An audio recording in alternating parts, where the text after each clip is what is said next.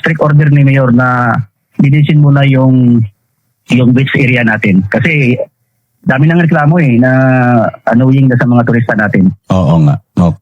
So ang focus ay front beach, especially itong mga commissioner na mga nag-aalok, no? At may ilang mga ambulant vendors diyan na makaistorbo sa turista.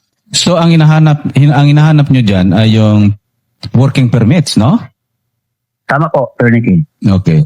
So pag ito ay walang working permits, ano ang magiging punishment niyan? Yung sa penalty kasi under sa natin, sa ordinance, may first offense, I see. second offense at third and final. So 2525 yata yung doon, yung penalty. Mm-hmm. So at saka yung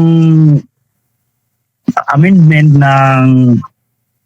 ng ordinance natin regulating the operation of tour coordinators and tour guides, yun yung medyo pinaigting yung penalty doon. No, wala na offense. Mm-hmm. So automatic na first and final, then bayad ka ng